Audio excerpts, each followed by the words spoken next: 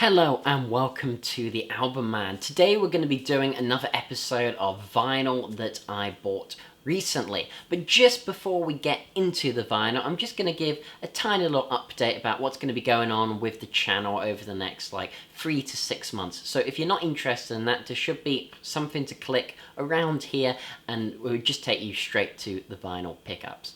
So just a little update on the channel for anyone who is actually interested. So videos are going to be slowing down a little bit over the next, say, 3 to 6 months or so. I've recently started a master's program and it's pretty intense, so I have a lot less time than I did before.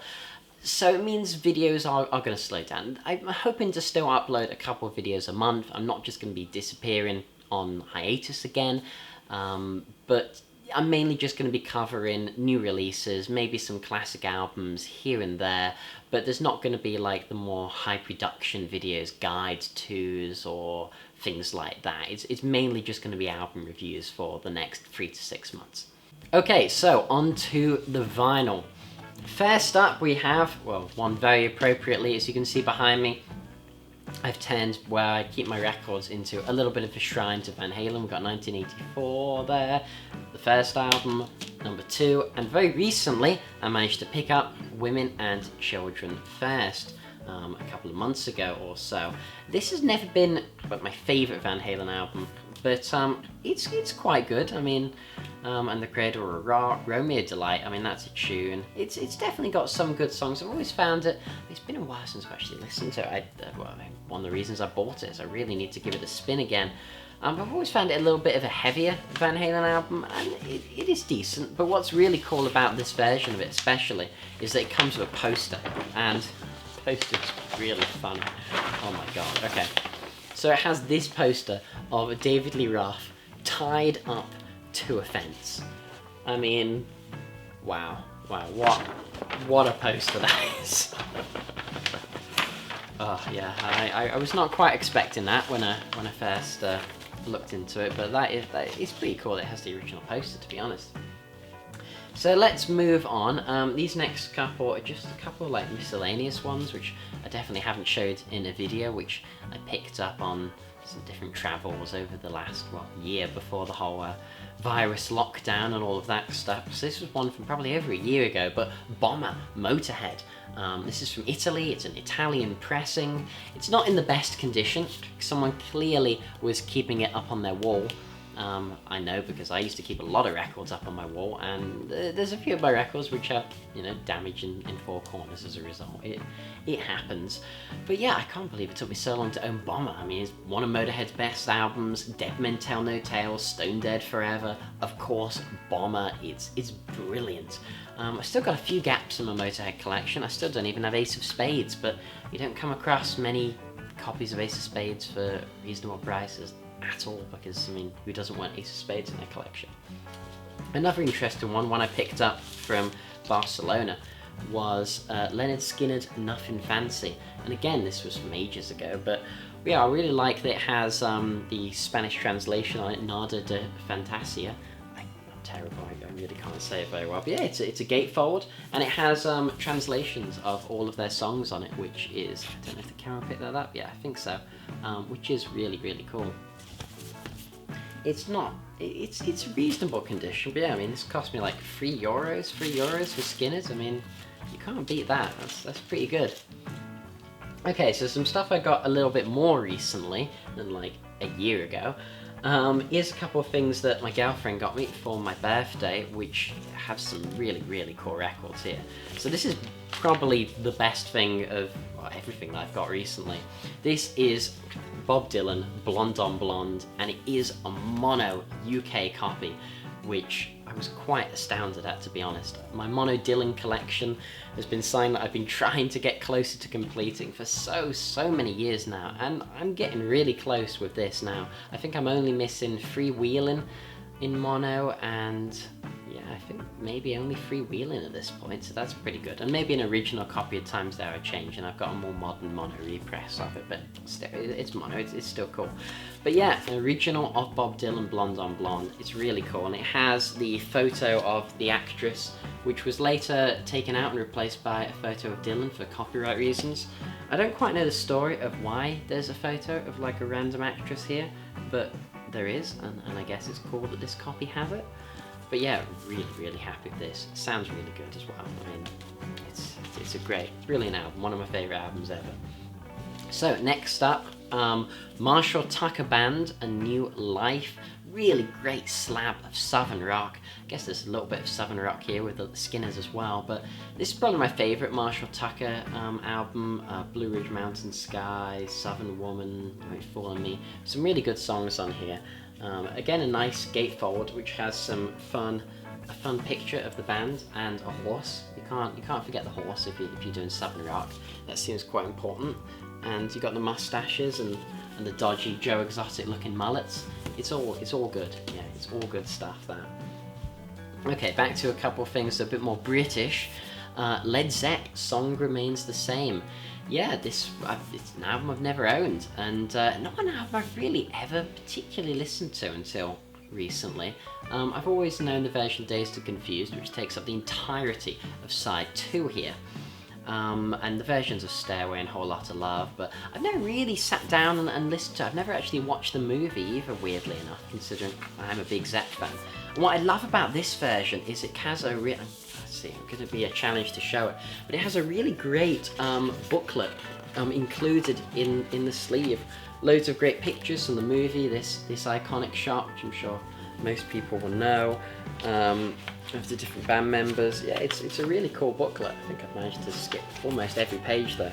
But yeah, it's a really nice version of it. A little bit scratched up on some of the records, but still playable, still works, does the job. So this is a cool one. John Mayall and the Blues Breakers, Bare Wires. Now, I haven't actually got the chance to listen to this yet, unfortunately. Again, another gatefold as well. All of these are gatefolds. Because this album, I think, is this from the 60s? Yeah, from 1968 it was recorded. So yeah, the thing about this album that's particularly notable, so John Mayall and the Blues Breakers, great British blues artist. He really kind of introduced Clapton to the world with the infamous Beano album. But this is kind of, I think, probably Mick Taylor, who would then go on to become the Rolling Stones guitarist in what I rate as their best era, with Sticky Fingers and Exile on Main Street, etc. This was, I think, his first real start. I mean, correct me if I'm wrong, I don't know Mick Taylor's work before the Stones particularly well. But yeah, I mean, Mick Taylor and John Mayall, that sounds like a fantastic bluesy combo. Can't wait to hear that one. Really got to hear that one soon. Another I haven't got around to quite yet, but yeah, 10 Years After, and this is Nat. I think it's called Nat. Yeah, I mean, it says Nat in this balloon, so I'm going to get 10 Years After, a band I honestly know absolutely nothing about. I know of Alvin Lee, who's the guitarist and vocalist. This is a really cool gatefold as well. Them at the studio, I guess. Yeah, with the mixing desk, kind of in a red tint. That's quite nice. But yeah, 10 Years After, a classic rock band that I've always heard, quite a lot about, but never really checked them out before. So this should be a really interesting one. If anybody else knows anything about 10 Years After, has any recommendations of other albums or things, that would be really interesting to learn more about them. Another, though, I do know this guy, but I haven't heard this yet, Johnny Winter and I was so confused when looking at this. It says live Johnny Winter and I'm like, well, Johnny Winter and who? Apparently his band was just called And at this point, so it really is just Johnny Winter and. I mean, I think that is the worst name for a backing band I've ever seen in my life, is just calling yourself And. I mean, it's one thing if you're like Bruce Springsteen and the E Street Band, that's cool, you're the E Street Band. Just being the And, I don't know, it doesn't seem that great to me. But yeah, I like a bit of Johnny Winter. I think he's a great great player. And this is weird, it's got a lot of covers on this one, so it's a lot of rock and roll stuff, really. I mean, okay, Jumpin' Jack Flash, that's the Stones, but then we got a rock and roll medley with like Great Balls of Fire, Long Tall Sally, whole lot of shaking going on, a lot of Little Richard and some Jerry Lee Lewis, and you also got a bit Chuck Berry with Johnny B. Good. So yeah, Johnny Winter plays lots of rock and roll with the band and fun. So here's some more like just random stuff I guess I picked up in between different lockdowns and things. So here, pretty classic album. I don't think this needs much introduction. Simon and Garfunkel, Bridge Over Troubled Water. I've really been getting into Simon and Garfunkel over the last couple of years, and weirdly the only thing I owned of theirs until this was the Graduate soundtrack. I love the movie The Graduate, it's great. Picked up the soundtrack. It had a lot less Simon and Garfunkel than I imagined. I guess I forgot that in the soundtrack there's also a lot of fairly generic classical score from the time, and it's a mixed bag of versions of Simon and Garfunkel which are kind of cool, and some just fairly mundane classical score music. But Bridge Over Troubled Water is great. Bridge Over Troubled Water, the song itself, has always been my favourite Simon and Garfunkel song.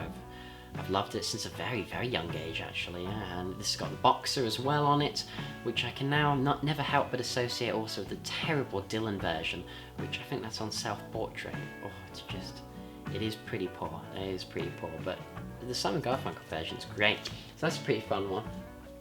This is one I know nothing about. I think I got this in a record shop in Wrexham, in Wales. But this is actually, I believe, a band from Liverpool, my hometown. They're called Rage, and this is called Nice and Dirty. I guess that's inappropriate when you got this album cover. And this is what the boys in Rage look like. Fun.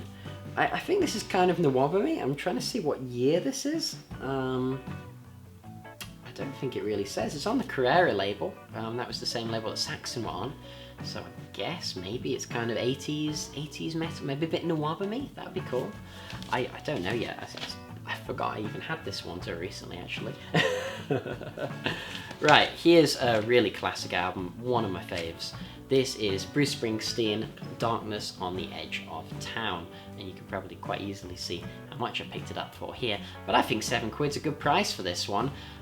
Darkness on the Edge of Town, easily one of my favourite Springsteen albums. I would say usually my favourite would be Born to Run, but this is probably a close second. I put this above The River. I also really love The Rising of his later era stuff, but of the classic 70s Springsteen, this is a masterpiece, end to end. Badlands, Adam Raised a Cain, and of course Darkness on the Edge of Town, which is one of those few songs that I can just listen to on loop for just hours and hours. Like, I have listened to that song way too many times, but it's just so good. Even Candy's Room as well, it really is Springsteen at his best. It's a little bit more understated than Born to Run. It's not quite as in your face, but it's still got those moments like in Adam Raised a Cain or something.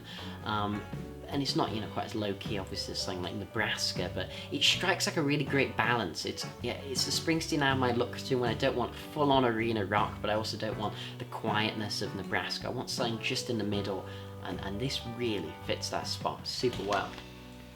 Next album that maybe isn't quite as good, but I literally bought this for like 20p at a car boot sale. This is McCartney 2. Weirdly enough, he's releasing McCartney 3 in December. I might cover that, I don't know, we'll see. I've never reviewed a McCartney solo album before. Mainly because I'm not that big into McCartney's solo stuff, but I do find the McCartney 1 and 2 projects quite interesting. If you don't know about them, this is just McCartney by himself. He performs everything, as it says here, instruments and voices by Paul McCartney, produced, engineered and composed by Paul McCartney. And the first just McCartney, which I think was his first solo album after splitting from the Beatles, that was a really interesting album because it really was the start of lo-fi, and lo-fi wouldn't really come into prominence until maybe late 80s, but more in the 90s. I mean, you associate lo-fi with the 90s, whether it's metal, black metal lo-fi, which McCartney wasn't really an influence on, but more in the indie scene in the 90s, you get a lot of lo-fi, and I love that aesthetic, and he really pioneered it. And this was his attempt to get into the 80s. I mean, this was 1980, and it does have some dodgy songs on it, some dodgy songs. I mean, there's some stuff that's alright, I think coming up Waterfalls is quite a nice track if I remember, but then just like Frozen Jap, boogie music, yeah, Temporary Secretary. I think that's a pretty cheesy one if I remember. It's not a great album, but it's kind of a fun one. I find it quite an interesting McCartney album. We'll see how McCartney 3 is, his entirely recorded in lockdown record. Another one I picked up at a car boot for super cheap, Donovan, Universal Soldier. Now this is a good album. Just some classic British folk music, really. Catch the Wind, Colours, Ballad of a Crystal Man, yeah, Universal Soldier. Good tracks. It's just a good folk album, I guess. It's not one of my favourites. It's not massively amazing or revolutionary. It's just a nice folk album. It's fun to put on sometimes. And lastly, but definitely not least, let's get some prog. I don't think we've had any prog so far today. So it's time to prog it up a bit with Egg, The Polite Force. Egg are a band that I've wanted on vinyl for so many years. I think I first got into Egg when I was around, maybe 15, and it wasn't a song that's on this album, but it was a song about growing hair, something to grow hair. Yeah, I haven't listened to Egg outside of this album actually for quite a while. But Egg are a Canterbury scene band with Dave Stewart probably being their most notable member. It's just classic Canterbury scene if you like that kind of stuff, which I really, really do. I love the Canterbury scene, and Visit to Newport Hospital is great. Long Piece number 3, which is the entirety of side 2, is good. It's not where I'd start with Canterbury scene. If you're new to it, it can be a little hard going. I mean, Long Piece number 3 is 20 minutes long, it's split into 4 parts. It's not the most accessible music, but it's great. This is a reissue. Usually I'm not the biggest fan of reissues, but when it comes to Egg, I'll make an exception because it's just so hard to get hold of their stuff. I mean, I've looked for originals of Egg for years and years, and I think the cheapest I ever saw an original was maybe 70 or 80 quid, so a lot more than I can afford. So this was a lot cheaper than that, a lot cheaper. But yeah, even just to have any Egg on vinyl, I think that's pretty cool. So yeah, that's pretty much everything I've bought recently, or have any notes to show, I guess. So yeah, this has been TheAIbumMan. Hope you've enjoyed. I'll be definitely reviewing some things like AC/DC's new album in the next couple of weeks. Maybe I'll cover Solstifair's new album as well. Yeah, and I'll probably be covering some classic albums intermittently. If you have any classic albums that you want me to review, put them in the comments. I'm not going to guarantee I'll review them, but you know, it'd be interesting to see what kind of stuff people want to see from me. So yeah, that's enough of me rambling on. So yeah, this has been TheAIbumMan. Thanks for watching, comment, subscribe, and long live rock and roll.